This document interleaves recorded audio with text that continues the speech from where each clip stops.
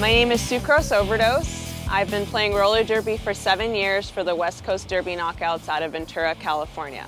My first exposure to roller derby was when I was in junior high. I saw a clip of flat track and I just thought to myself, wow, these women look super tough. I think I'm super tough. I think I can do this one day. When I was 20 years old, one day, honestly, the thought just popped in my head. Roller derby, you saw this when you were in junior high.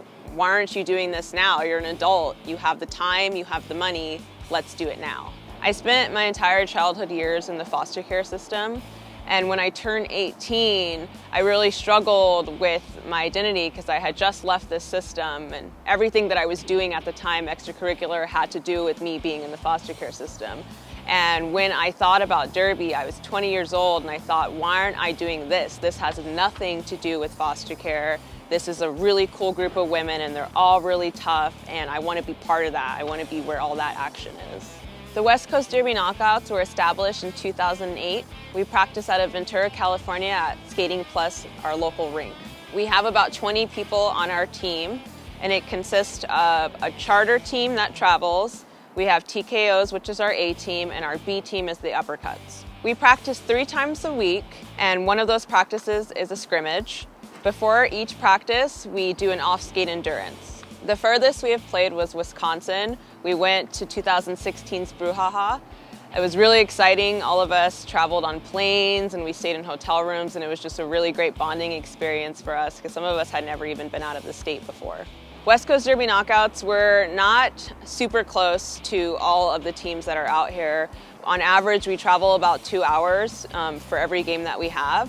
But I would say that we all feel pretty grateful that there's quite a bit of roller derby in this area.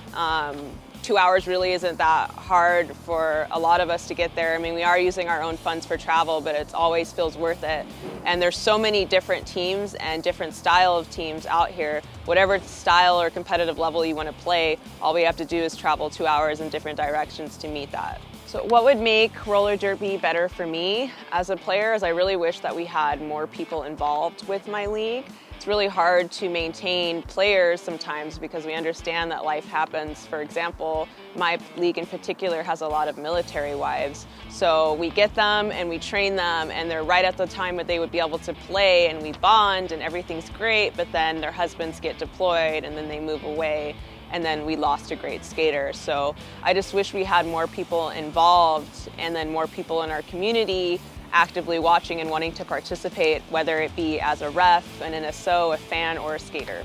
Overall, where I'd like to see our sport go in the future is I just wish that all of us were more harmonious, whether it be women's flat track or junior derby or men's roller derby. I wish it was just all roller derby as a whole, all of us united together so that we're not all fighting for the same support, whether it be support from the community or support from fans or support from refs, that we're just all together as one. So this is a message to my future derby self. Hopefully you've made it past 10 years, which was your goal. And all those aches and pains that you feel, just know what I'm saying now is they're totally worth it.